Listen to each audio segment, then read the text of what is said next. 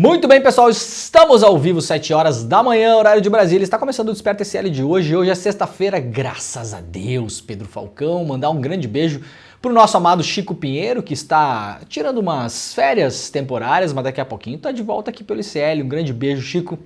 Saudades de você, meu amigo querido. Sextou, Pedro Falcão. Sextou, né? Tá feliz, Pedro? Tá sempre feliz, Pedro Falcão. Semana que vem vou viajar, o Pedro Falcão vai ficar uma semana sem trabalhar, né? É o melhor emprego do mundo, Pedro Falcão, não é? O cara vem aqui, trabalha 2 horinhas, vai embora, volta a dormir de manhã, né, Pedro? Capaz, tá louco? Não volta a dormir? Vou dar uma corridinha, pô. Vai dar uma corridinha? Manter o shape, né?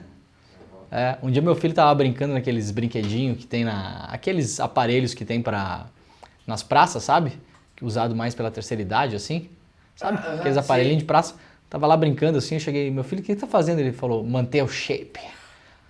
Manter o shape. Manter o shape. Não é para melhorar o shape, para manter o shape.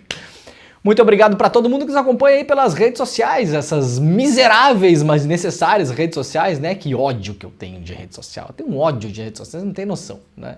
É, a rede antissocial. Cara, que é o viciado em Twitter. A rede antissocial.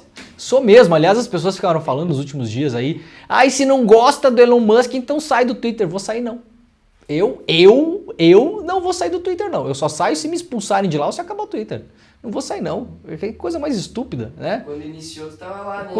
Quando era puro mato, tava eu lá capinando mato. Agora os caras querem que eu saia. É justamente isso que os caras querem. Querem que todo mundo saia de lá e fique só a bolha da extrema-direita ali.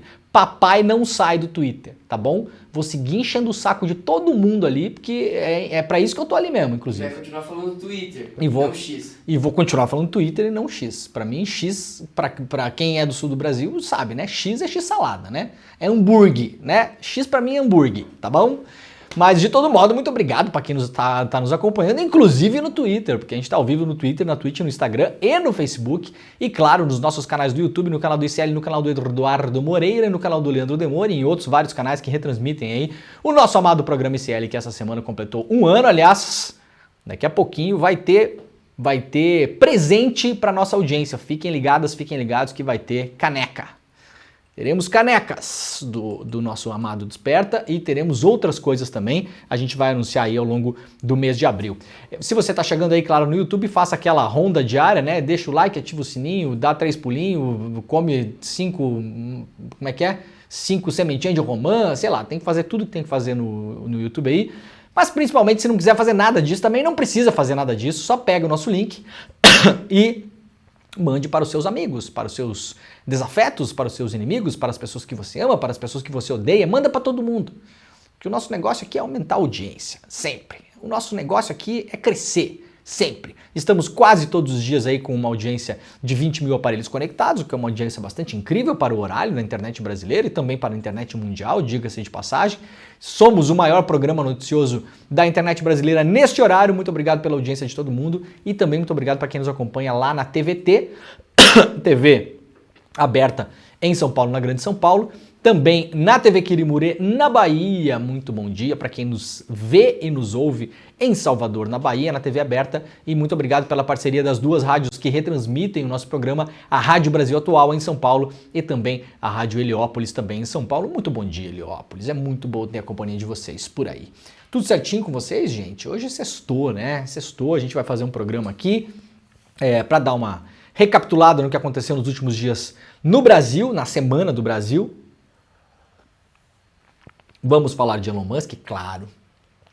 Vamos falar de Arthur Lira, claro, né? Avaliações de que Arthur Lira saiu enfraquecido na votação que determinou a manutenção da prisão aí do Chiquinho Brazon. Será? Será que é isso mesmo? Não sei, eu tenho minhas dúvidas. Eu vou fazer a minha natação matutina contra-majoritária aqui, que vocês sabem que esse programa também presta o serviço de um pouco ser o famoso advogado do diabo das pretensões, né? Da gente pegar as avaliações e ir sempre para um lado e achar que a coisa está sendo consolidada ali. Vamos deixar a coisa um pouquinho mais complexa, porque a coisa é complexa. A coisa não é simples, a coisa é complexa. O que acontece no Brasil esse ano é que a gente tem um ano muito curto, temos eleições municipais. A Câmara vai ter pouco tempo para trabalhar. E nesse pouco tempo, muita coisa vai acontecer. E além disso tudo, além disso tudo, tem aí a sucessão do Arthur Lira para a presidência da Câmara. O que acontecerá? Será que o governo vai conseguir emplacar alguém que seja um pouco pior do que o Lira? Será que não vai? Será que o Lira faz sucessor? Será que não faz? O Lira realmente saiu perdendo nessa votação em relação ao Chiquinho Brazão? Ou não? Ou se fortaleceu? Ou ficou tudo na mesma? Ou foi uma coisa meio casual, porque o caso era um caso complexo para vários parlamentares? Eu falei sobre isso ontem. Então vamos lá, a gente vai falar sobre tudo isso.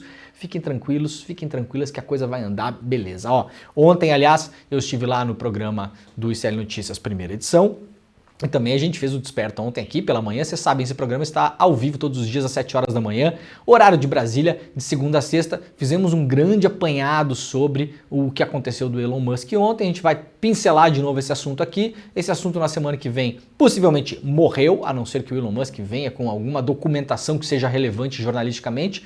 E vocês sabem que a única coisa que eu não sou contra nesse programa é jornalismo, tá? Deixar bem claro isso aqui, bem claro. Se forem publicados documentos que provem uma ingerência, um abuso de poder em relação ao Twitter, a gente vai dar aqui e vai falar isso aqui não pode, isso aqui é absurdo, isso aqui aconteceu e não é. Por enquanto a gente tem um pastel de vento, nesse caso do Twitter Files, né? É engraçado como eles copiaram, inclusive, a maneira como a gente fez a Vaza Jato. Eu fico olhando assim e fico realmente impressionado. Os caras aprenderam, Funcionou, aliás. Funcionou porque a informação se espalhou. Apesar do fato de ser uma informação esvaziada, em muitos casos manipulada, em um caso importantíssimo, mentirosa, como a gente vai mostrar aqui. Uma informação mentirosa foi espalhada. Já reconhecida pelo próprio jornalista que divulgou a informação. Mas vamos combinar aqui, o empacotamento foi muito bom, tá, gente? Foi muito bom. O que foi feito nessa operação do Twitter funcionou pra caramba, destruíram a possibilidade de regular redes sociais no Brasil. O que o Elon Musk conseguiu nessa semana foi muito mais do que principalmente o Google e o Facebook tentaram no ano passado para evitar que o PL 2630, o tal do PL das fake news, que finalmente regularia as redes sociais no Brasil, conseguiram. Muito mais, porque as chamadas redes sociais, as big techs, as empresas de tecnologia, que de tecnologia não fazem nada, né, o Pedro Falcão? Qual foi a grande tecnologia que o Facebook criou para a humanidade, Pedro Falcão? Conseguiu a cura do câncer? Construiu um coração para ser transplantado nas pessoas? Não, né? Construiu carros mais seguros para evitar acidentes de trânsito? Não. Que tecnologia o Facebook criou? Apenas uma tecnologia de publicidade para ganhar mais dinheiro para eles, né? Então esse negócio de empresa de tecnologia, a gente tem que mudar o nome, inclusive, desse negócio. São empresas de publicidade, que não querem de modo nenhum que haja regulação. Gente, nenhuma empresa do mundo, no sistema capitalista, quer regulação. O que as empresas mais desejam, mais sonham, é desregular. Desregular. A empresa de petróleo, se pudesse perfurar petróleo no meio da rua da sua casa, ali na frente do seu bairro, ia fazer. Só não faz porque tem uma regulação que não permite que façam. Sacou? É assim que a coisa funciona. Empresa de automóvel, se pudesse, não ia colocar catalisador, evitar a emissão de poluente, deixar os carros mais eficientes para consumir menos combustível. Pelo contrário, ia fazer o que fosse que desse na telha. E o mundo que se exploda. A coisa só funciona minimamente porque tem uma regulação para a produção de automóveis. Se eles pudessem, Pedro Falcão, eles iam destruir todas as regulações. Toda grande empresa no sistema capitalista, o que ela menos deseja é ser regulada. Ela quer fazer o que der na telha. E as empresas de publicidade, ditas de tecnologia, estão navegando nesse mar. Elas não querem regulações. Não querem obrigações. Não querem ter que gastar dinheiro em ter que ver se o cara está postando lá apologia ao nazismo. Não querem. Não quer. Isso dá trabalho, isso tem custo. Isso diminui a quantidade de vídeos que é postado na internet, diminui a quantidade de tempo que as pessoas gastam vendo vídeos e lendo textos. Quanto menos tempo a gente gastar na internet, menos dinheiro essa galera ganha. É um cálculo simples. E o que o Elon Musk conseguiu essa semana foi um negócio extraordinário. Há que ser falado aqui. Tá? Funcionou a operação do Elon Musk. Esqueçam se aquilo lá é jornalismo, se não é, se é verdade, se é mentira, se tem contexto, se não tem, se é bem ou mal feito. Isso a gente vai fazer uma análise aqui, beleza, é bom pra gente saber. Não era esse o objetivo. O objetivo era um objetivo político-empresarial. E funcionou pra caramba. Colocou STF para responder num domingo à noite. Na minha visão, eu falei desde segunda-feira aqui, um erro do Alexandre de Moraes. Colocou o governo para responder. O Lula falou 3 vezes do Elon Musk já. Né? Alguém imagina o presidente da Itália respondendo um otário igual o Elon Musk? Eu não consigo imaginar. Da França, da Alemanha, do México, do Chile? Eu não consigo imaginar. O Elon Musk pautou o Brasil essa semana, gente. A gente tem que entender o jogo que está sendo jogado. Senão a gente vai estar sempre sendo reativo e perdendo esse jogo. E o Elon Musk jogou uma jogada de mestre essa semana, né? É uma coisa do mal, claro, na minha visão, mas funcionou. A gente tem que entender como é que o jogo está sendo jogado. Já vamos falar sobre isso, tá bom? Vamos lá então, ó. Notícia sobre o clima importante que pode afetar a economia. El Niño e Laninha. Entenda como a mudança do fenômeno pode impactar a inflação no Brasil. Matéria publicada lá pelo G1. Além do noticiário climático, o El Niño ganhou protagonismo também nas últimas divulgações de inflação oficial do Brasil. O regime mais intenso de calor e chuvas provocado pelo fenômeno prejudicou parte da safra de alimentos in natura, o que fez com que os preços nos supermercados disparassem. Parte importante da queda de popularidade do governo Lula e do Lula está ligada à inflação, a parte central. Se a gente não tivesse inflação dos alimentos, não tá como estava durante a pandemia, no pós-pandemia, claro, a gente não toma mais um susto absurdo no supermercado, mas quem vai ao supermercado, quem vai à feira, sabe que produtos in natura, alface, tomate, essas coisas, o preço subiu.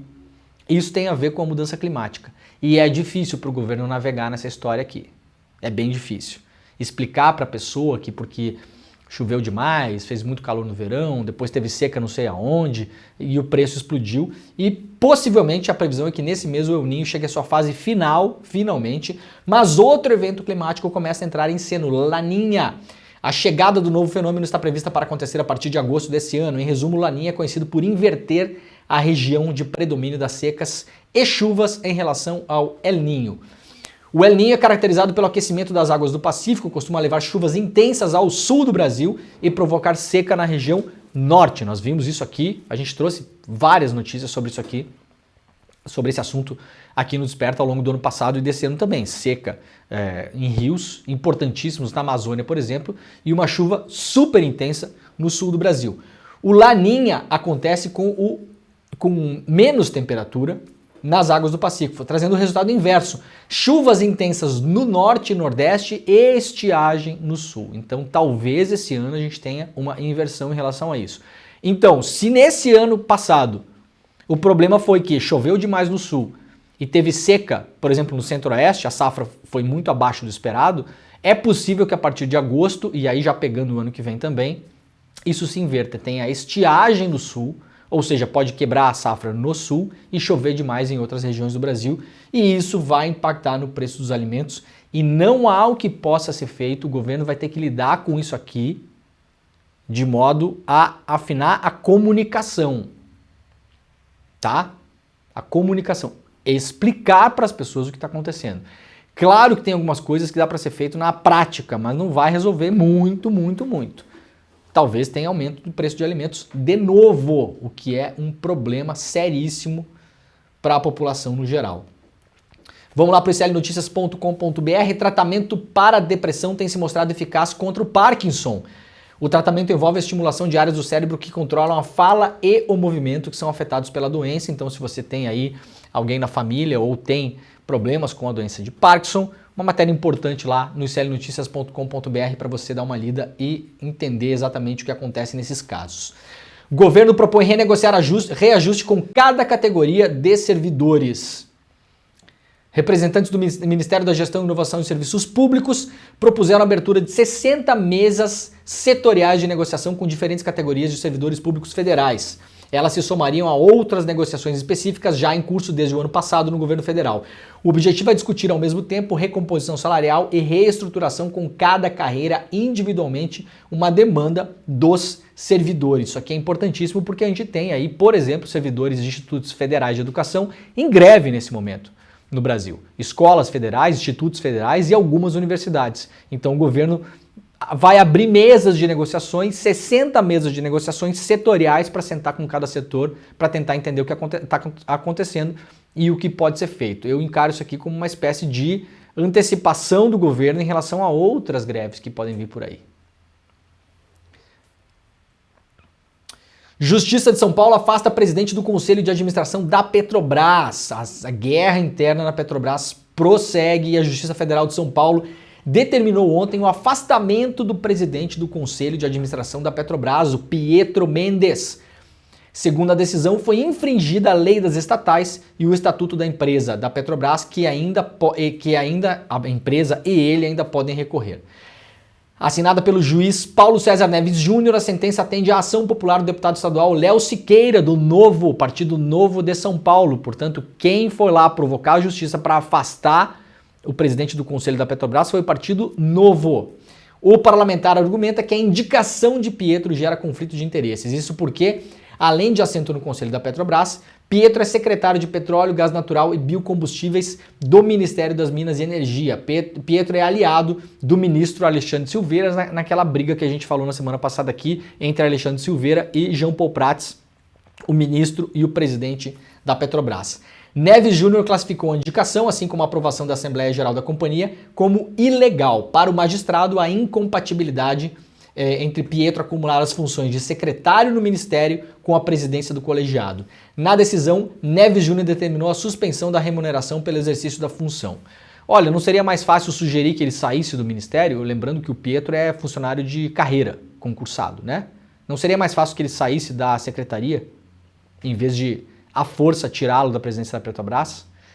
Tem algo acontecendo por aí, tá, gente? Tem algo acontecendo. A coisa está se movimentando nos bastidores da Petrobras, o próprio conselho está rachado em relação a várias coisas que acontecem ali. Na semana passada havia uma expectativa muito alta de que o Jean Paul Prats, que é o presidente da companhia, fosse tirado do cargo. Isso não aconteceu, parece que as coisas estão se reacomodando para que ele possa ficar, mas é muito incerta a situação do comando da Petrobras neste exato momento. Conselheiro da Petrobras defende privatização como solução ideal. Então, na outra ponta aqui, o conselheiro dito independente da Petrobras, Marcelo Mesquita, há anos advoga pela privatização da empresa como a melhor solução para evitar crises recorrentes. Mesmo em um governo do PT, Mesquita acredita que o debate sobre a privatização deveria ser enfrentado. Ele defende um modelo de corporation. É legal esses nomes, né, Pedro Falcão? Corporation. O que é, basicamente? Vender a Petrobras para quem tem dinheiro e vai botar dinheiro no bolso e comandar o petróleo no Brasil. Corporation é o nome. Onde não haja um controlador definido, sugerindo que o governo mantenha alguma influência por meio da Golden Share. Isso aqui foi feito em relação, por exemplo, à empresa de aviões brasileira lá que foi vendida. Como é que é? Me fugiu o nome aqui. Embraer. Foi feito com a Embraer isso. Vendeu a Embraer, o governo ficou com a Golden Share, que basicamente é uma fatia da empresa que tem um poder de veto, mas na prática, não manda absolutamente nada na empresa. Marcelo Mesquita, sócio da gestora Leblon Equities, enfatiza os benefícios de uma empresa 100% privada, comparando com o atual modelo misto. Ele destaca que a Petrobras privada teria mais condições de assumir riscos e manter uma constância nos negócios sem interferências políticas que afetam a estatal. Olha, deixa eu falar uma coisa para vocês, isso aqui, tá? Esse argumento aqui, é legal que a pessoa pode falar o que ela quiser, né? Que, aliás, no Brasil temos liberdade de expressão, a pessoa pode falar o que ela quiser, por exemplo, isso aqui, ela pode falar isso aqui.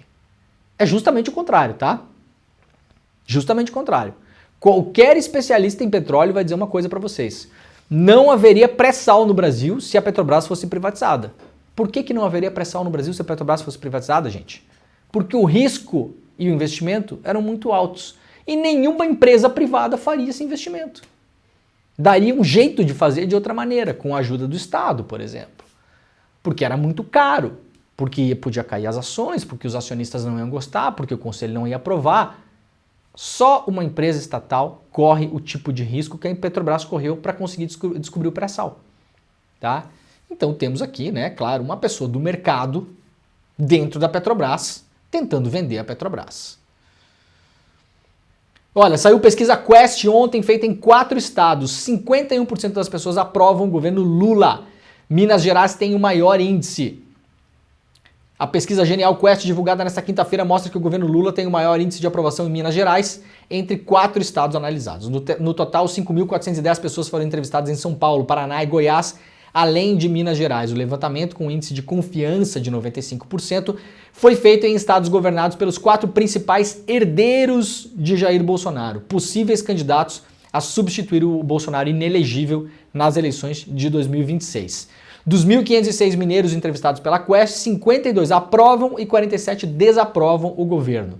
Em São Paulo, 50% aprovam e 48% desaprovam. O cenário é parecido em Goiás e no Paraná, onde a margem de erro é de 2,9 pontos para mais ou para menos. Em Goiás, 49% aprovam e 50% desaprovam. Portanto, maioria desaprova dentro da margem. Tá empatado, na verdade. No Paraná, 44% e 54% desaprovam. Então, 10% a mais desaprovam o governo do que aprovam. 54% desaprova, 44% aprova. O Paraná é governado pelo Ratinho Júnior. A pesquisa também trouxe dados sobre a avaliação dos governadores nos 4 estados. O governador de Goiás, Ronaldo Caiado, é o mais bem avaliado com 86% de aprovação. Na sequência, Ratinho Júnior no Paraná, 79% de aprovação.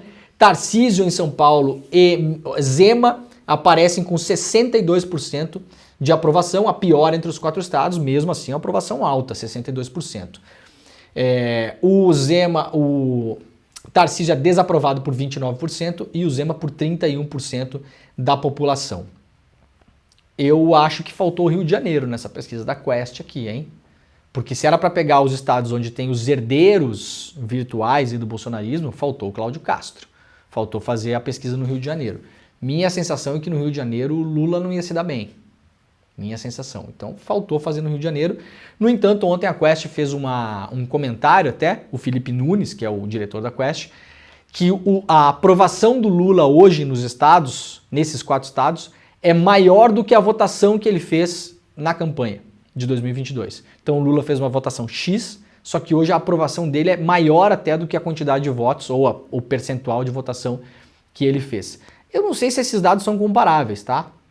Não sei se é exatamente assim que a coisa funciona. Acho que teria que fazer uma pesquisa então para saber quantas pessoas votariam no Lula hoje. Não faz sentido para você, Pedro Falcão? Se o Lula fez uma votação de 100 em tal lugar, você tem que perguntar hoje se as pessoas votariam de novo no Lula. Acho que essa seria a comparação mais justa. Você comparar aprovação com votação, eu acho uma coisa meio esquisita. Nunca vi fazer, na verdade, tá? Não estou desfazendo a pesquisa aqui, mas vocês sabem, tá? Eu sou o cara que tem o dever aqui de fazer o contraponto e nadar um pouco contra a corrente pra gente ficar desperto. O nome do programa é Desperta, né, Pedro Falcão? Se fosse pra gente só concordar e bater palma, ia ser o quê, Pedro? Dorme. Dorme, né? Em vez de desperta, ia ser vai dormir, o nome do programa. O nome do programa não é vai dormir, não é boa noite, não é tenha bons sonhos, é pra gente ficar despertado, ficar ligado. Elon Musk cumpre centenas de ordens de remoção de conteúdo do Twitter fora do Brasil, sem falar em censura. Levantamento feito aí ontem, né? Mostrando que o Musk já precisou remover publicações na Índia e na Turquia e nunca reclamou do governo da Índia e do governo da Turquia. Nunca falou em censura, não vazou informação interna do Twitter para tentar bater na Suprema Corte da Índia, nem da Turquia. Curioso isso, né? Bastante curioso. Apesar de o bilionário Elon Musk se definir como um absolutista da liberdade de expressão e ter protestado contra o que definiu com tanta censura do Alexandre de Moraes, o empresário tem cumprido sem abrir a boca, eu já tinha falado sobre isso aqui, na segunda-feira, ele cumpre centenas de ordens de remoção de conteúdos vindo de governos da Índia e da Turquia. Na Índia, o Twitter removeu links para documentários da BBC, por exemplo. A BBC produziu um documentário chamado Índia, a questão Modi, falando do Modi, que é o primeiro-ministro da Índia, de direita / extrema direita, que o Modi já está mais para lá do que para cá. O Twitter foi lá, após uma determinação do governo, veja só, tá?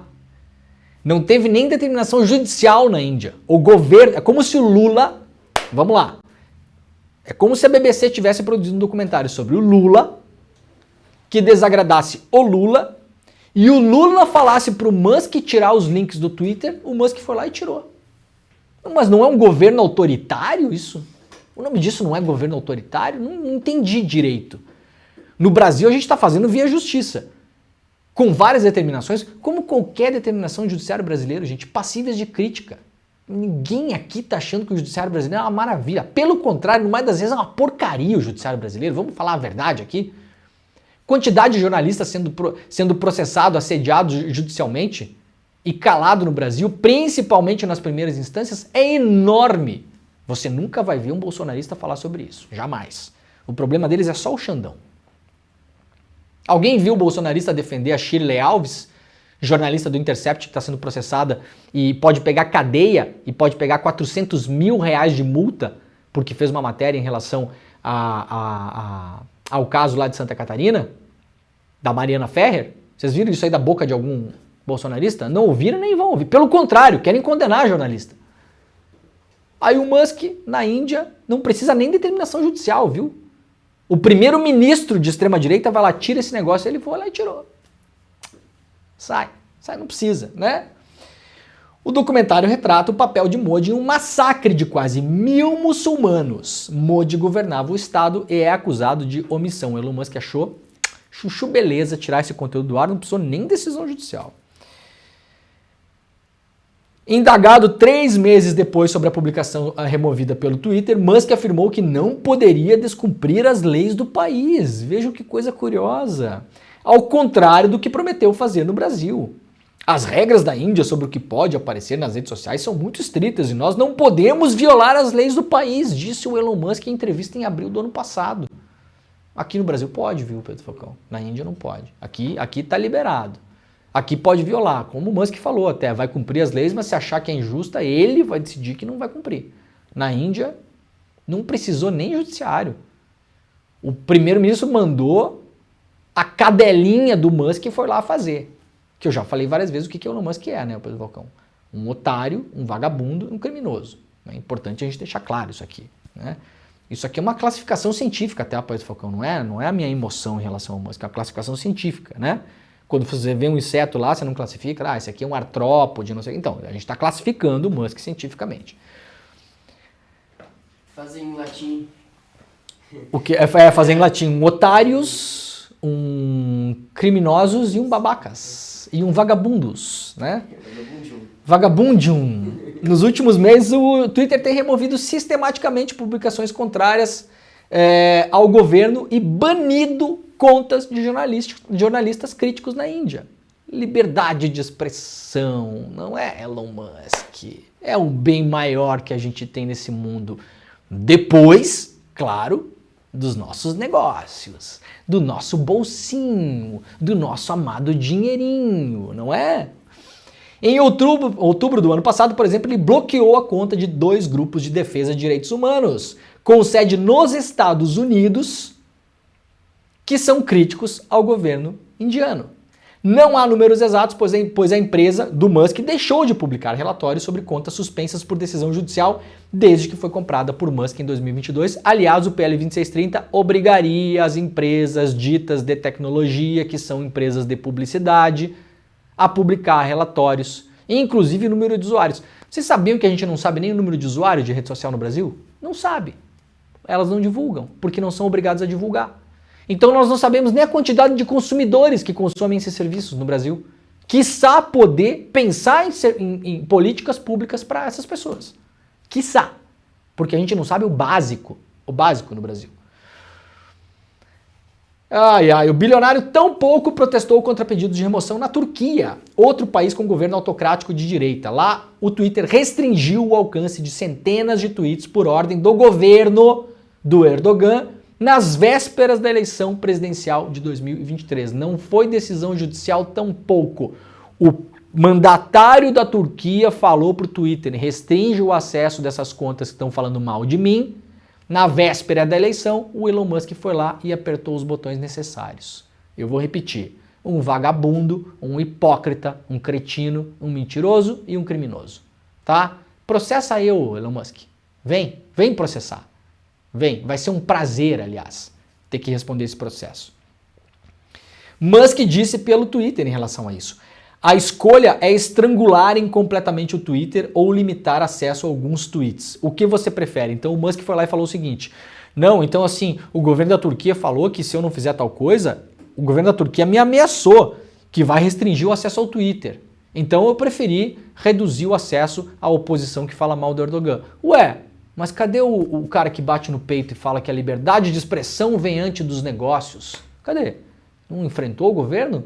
Ah, lá na Turquia tem um governo autocrático que ameaçou você diretamente de cortar o Twitter no Brasil. Eu não vi essa ameaça no Brasil, não.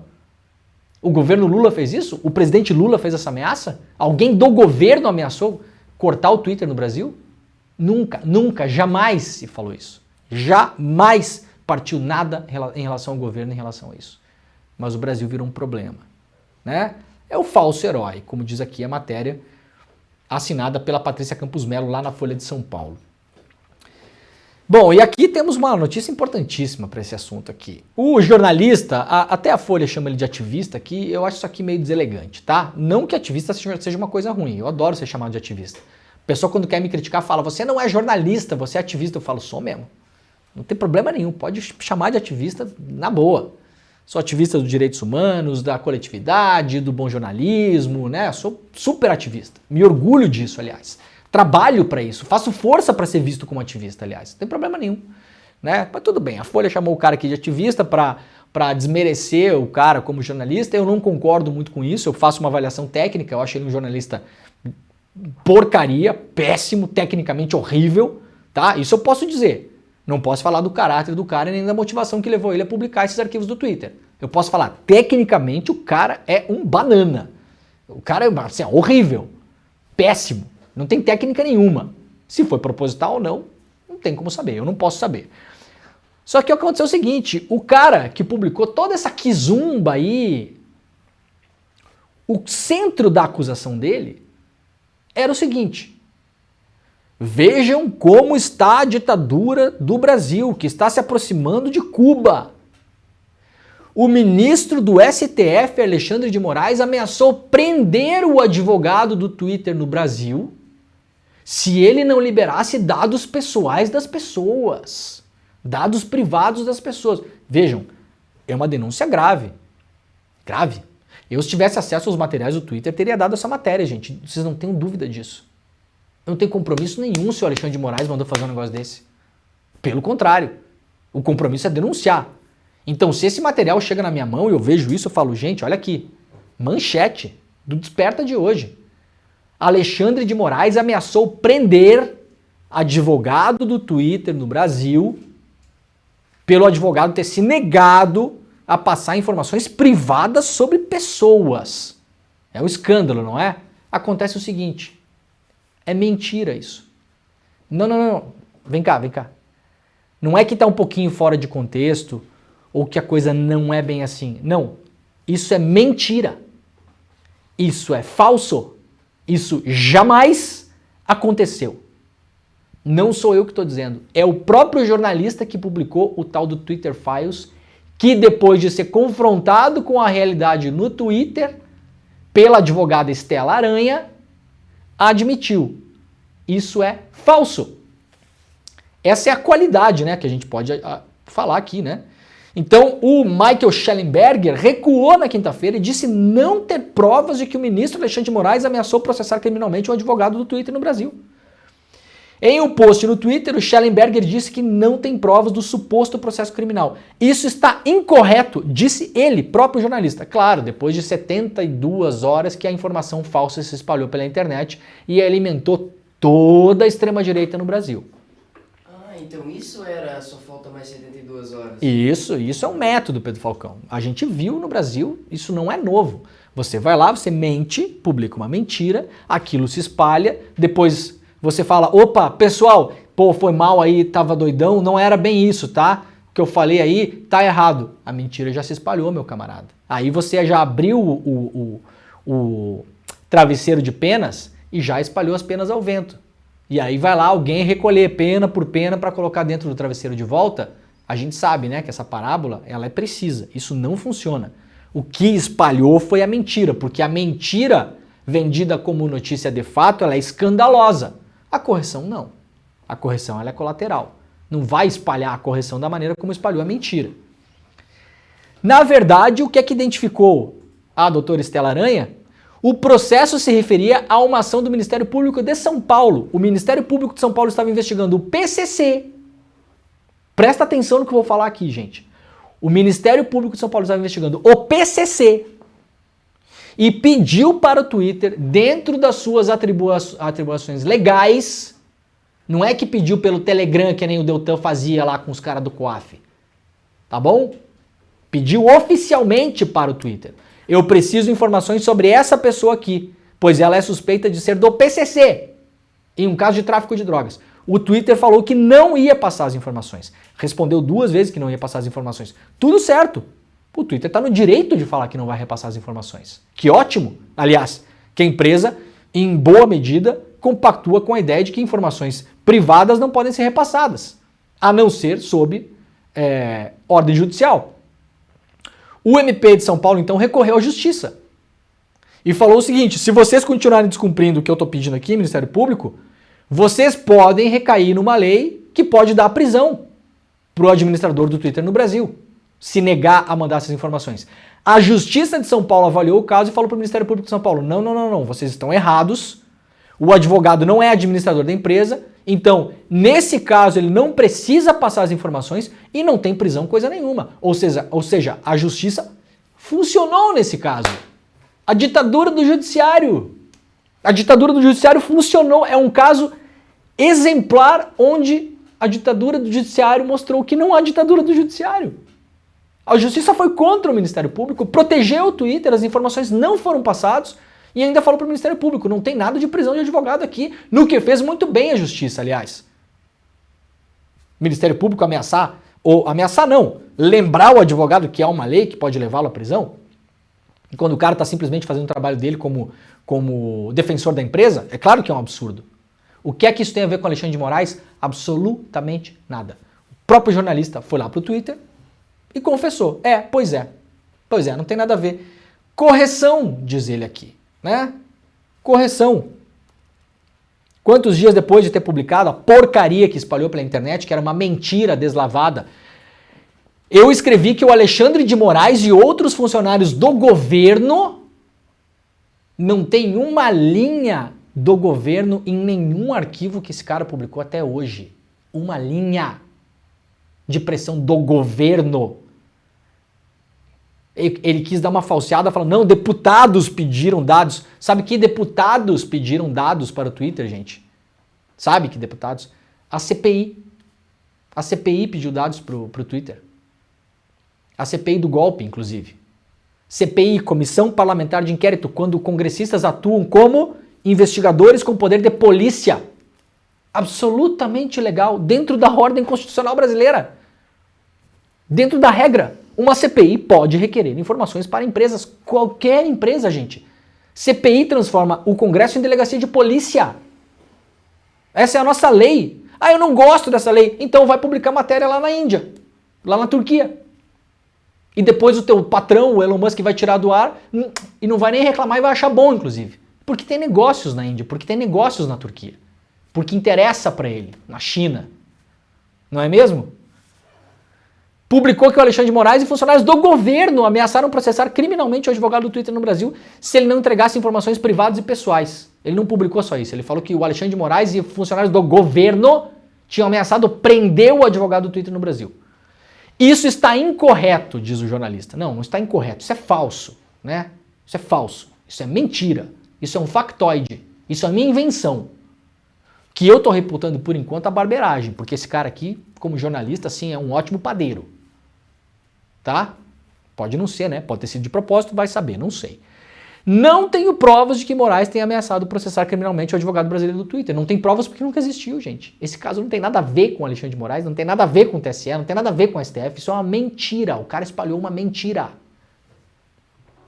Vai acontecer alguma coisa? Por que não vai acontecer nada? Porque no Brasil as redes sociais não são reguladas. Não vai acontecer absolutamente nada com esse cara. Em vez disso, mostramos que 30 de março, um dia após a posse do Moraes, ele mandou no Twitter com prazo de ameaça de multa diária. Não é ameaça, gente, é a lei. Sabe como é que a lei funciona? Olha, como juiz, eu estou pedindo para você fazer isso, se você não fizer, tem uma multa. O nome disso não é ameaça, tá? Você não está lidando com o PCC aqui. O PCC são os caras que vocês protegeram lá atrás. Para deixar bem claro, tá? Para fornecerem dados e estatísticas de tendência mensal de hashtags, voto impresso não e não sei o que, não sei o que. O Alexandre de Moraes é outra coisa que o Alexandre de Moraes pediu aqui, tá? Inclusive, considero um pedido do ministro meio ridículo. pedir monitoramento de hashtag, eu acho, tá, viu, doutor?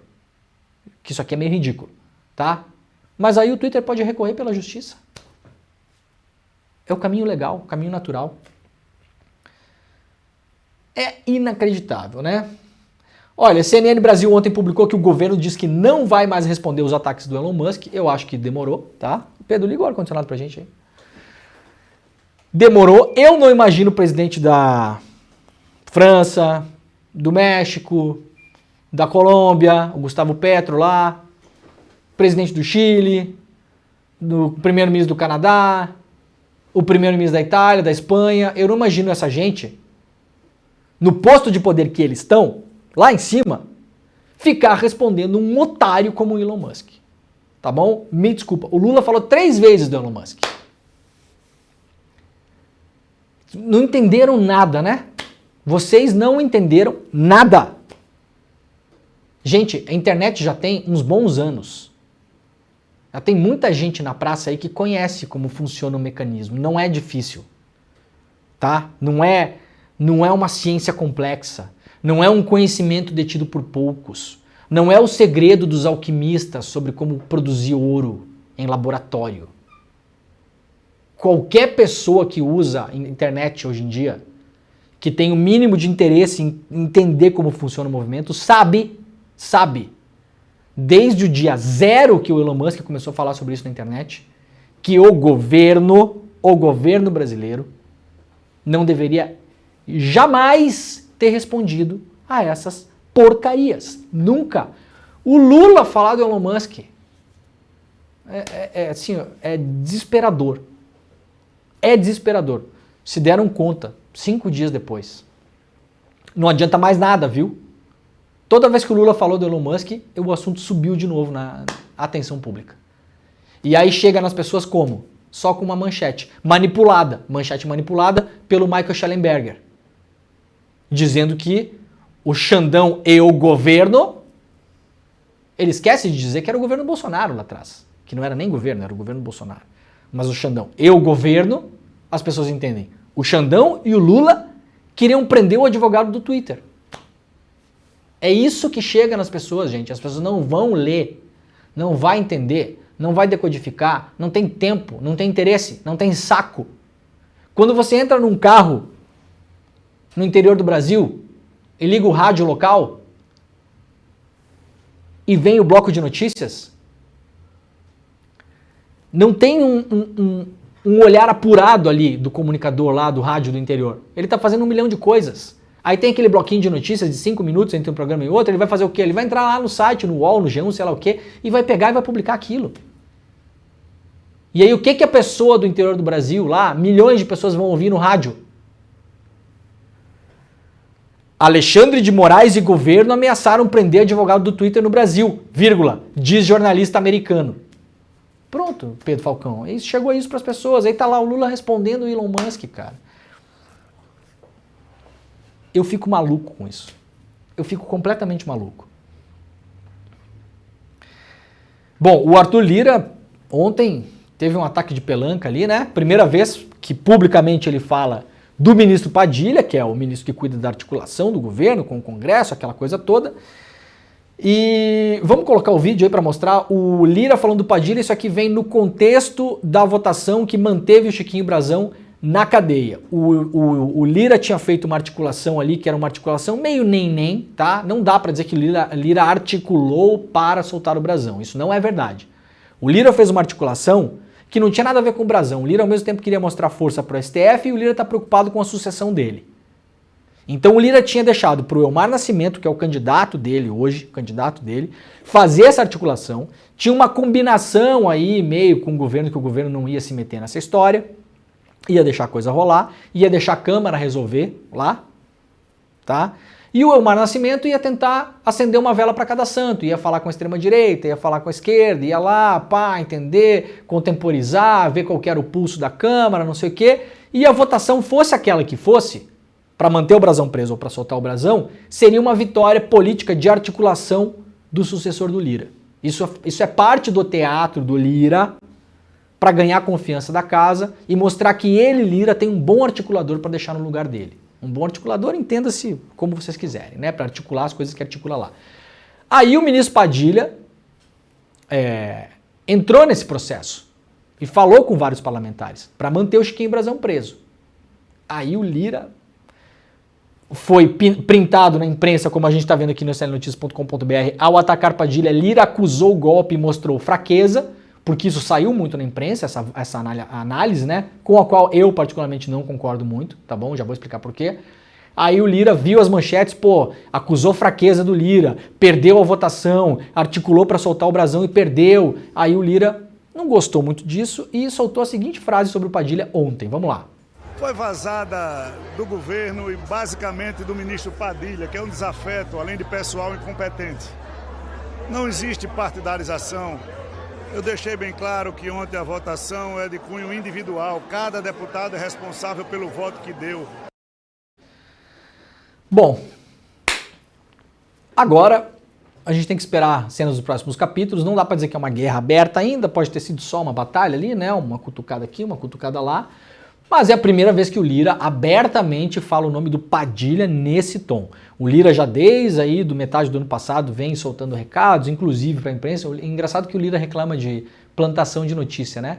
O que o Lira mais faz, ele, o grupo político dele, é plantar notícia na imprensa. Aliás, o UOL contratou uma repórter aí no último mês que é assim, ó, só falta assinar, né, junto, né, Fulano e Arthur Lira. Não vou falar o nome aqui, senão depois vão dizer que eu estou expondo a colega, não sei o que, vocês são inteligentes, vocês vão lá ler as matérias do UOL e quando aparecer vocês vão ver.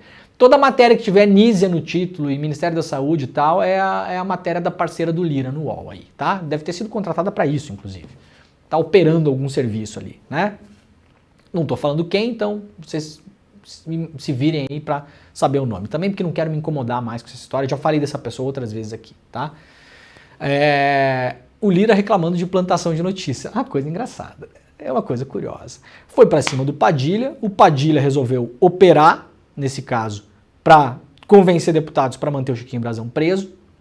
A Câmara estava um pouco dividida, porque essa pauta é uma pauta difícil, mesmo para quem é de direita, conservador, reacionário, extrema-direita, fascista, para qualquer uma dessas pessoas aí. Não é simples você votar para soltar uma pessoa que cometeu um duplo homicídio. Não é tão fácil de você explicar na base. Esse ano tem eleição municipal, pode complicar um pouco lá, pode gerar um problema de explicação que não precisa acontecer. O Lira, como eu falei, estava operando de uma outra maneira para dar força para o seu possível sucessor e a coisa não andou exatamente como ele queria. Talvez o Lira não quisesse nem soltar, nem manter, assim, não interessa. Ele queria só mostrar que, soltando o Brazão ou mantendo o Brazão, a caravela da Câmara foi guiada conforme o Arthur Lira soprou a vela. E isso operando através do seu possível, a ideia dele, o seu sucessor. O Elmar Nascimento, sucessor do Lira que ele quer fazer. Tá? Então, soltando ou prendendo o Brazão, o recado para o STF, para a política, para os próprios deputados seria: quem manda aqui sou eu. Então a gente operou aqui, eu, Lira, não falei nada, mas tem o meu operador aqui, né? Então a gente fez esse barco navegar. A coisa não andou bem assim pro Lira. E é por isso que ele tá um pouco brabo.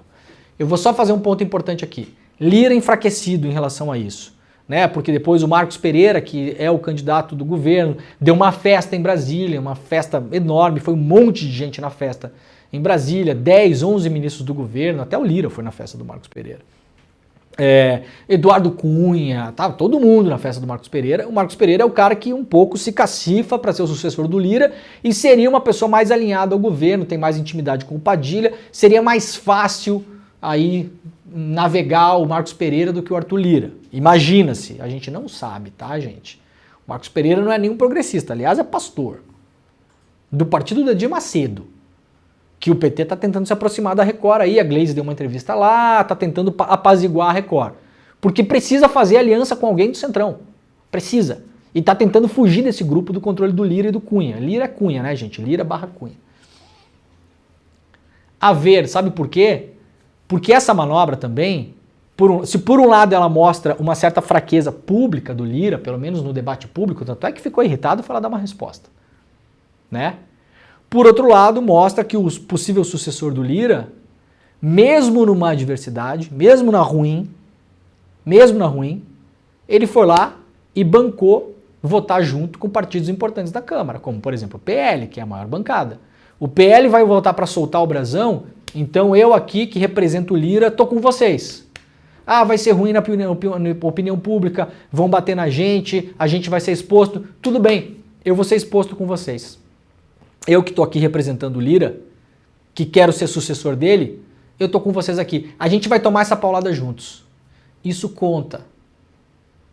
Não pensem que é uma derrota fragorosa do Lira. Não é como eu vejo não, tá?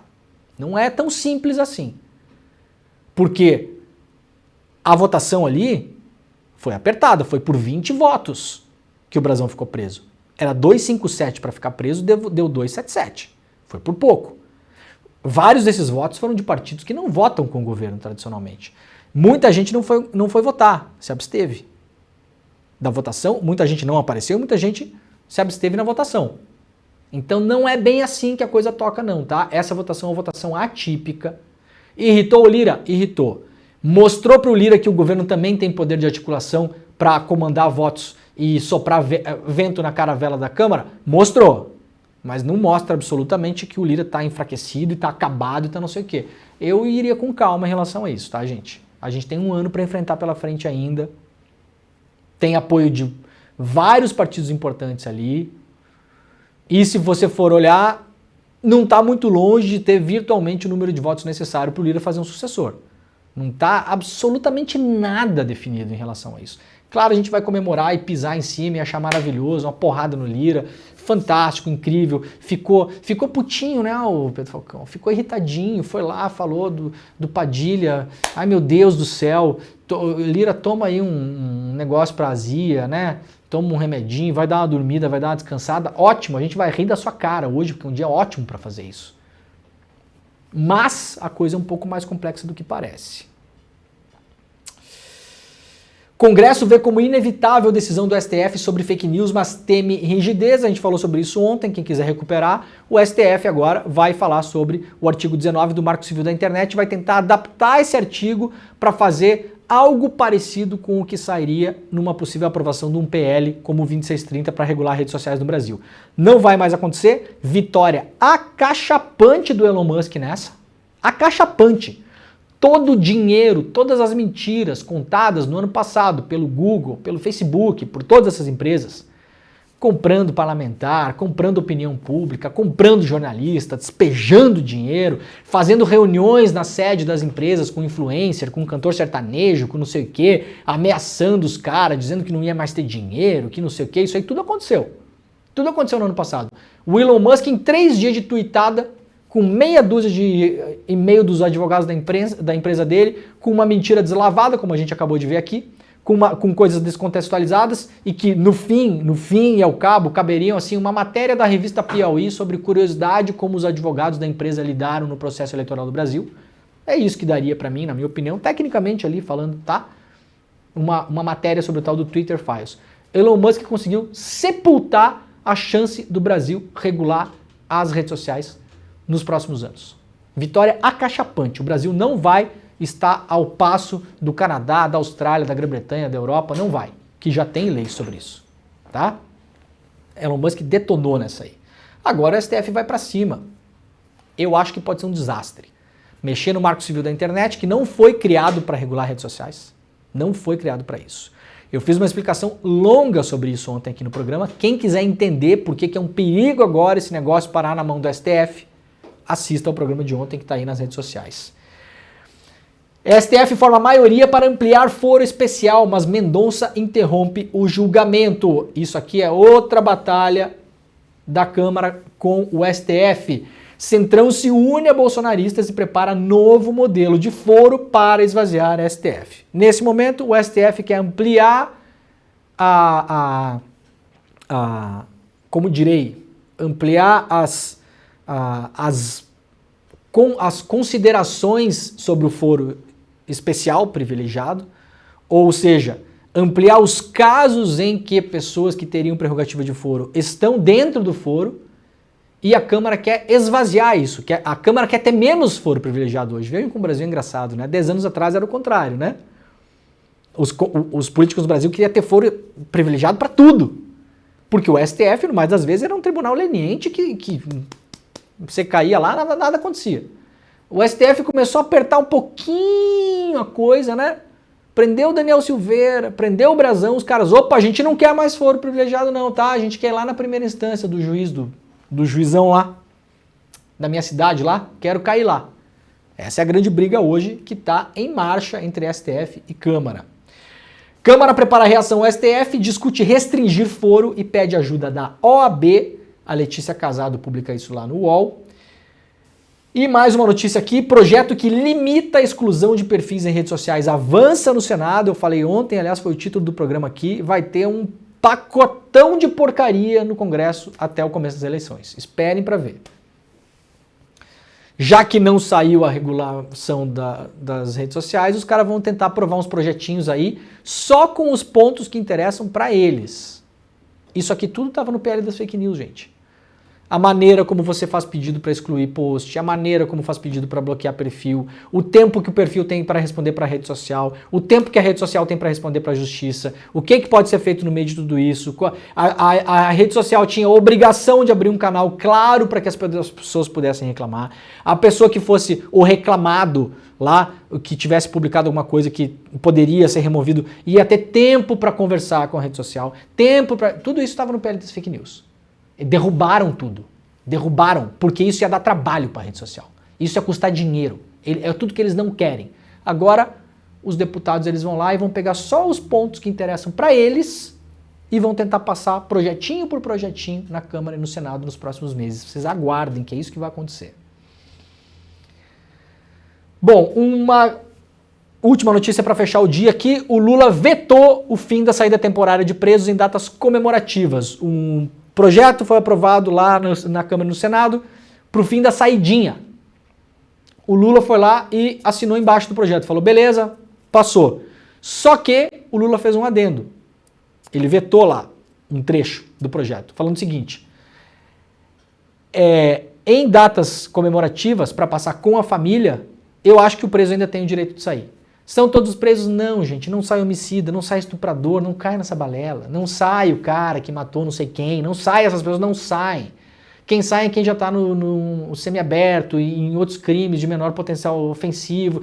Uma série de requisitos para a pessoa sair, tá? Dá para melhorar ainda, mas não é assim.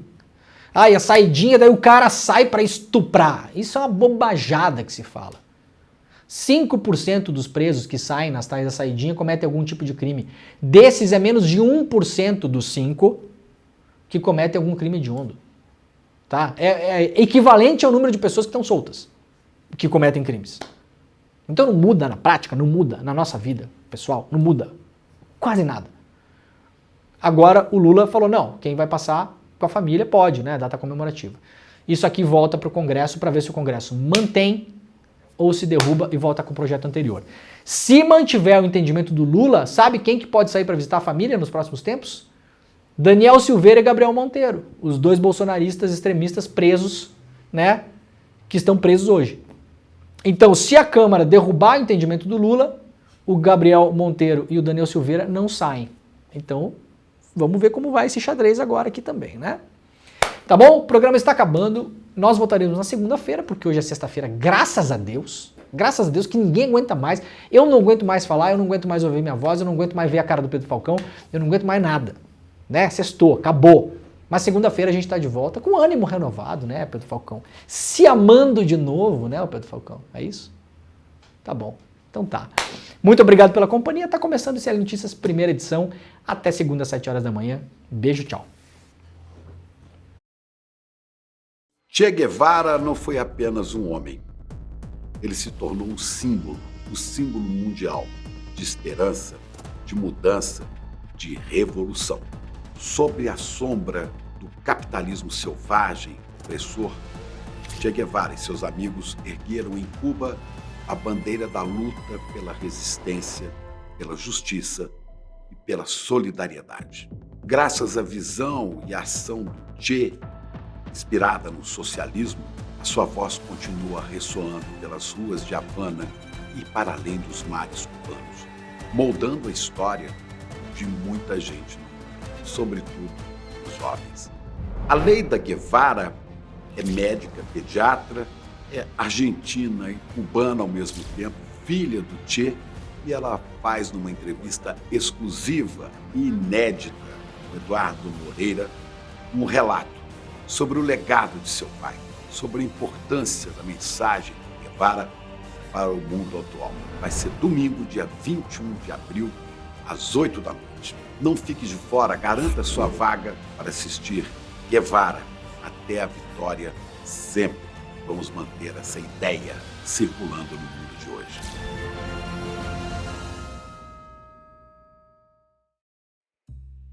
Oi, logo mais às 10h30 da manhã tem Em Detalhes comigo, Roberta Garcia. E hoje eu vou conversar com o economista André Roncalha. E a gente vai discutir a crise na Petrobras. E aí, na sua opinião, o presidente da Petrobras, Jean Paul Prats, sai ou fica? Eu te espero às 10h30 da manhã no Em Detalhes.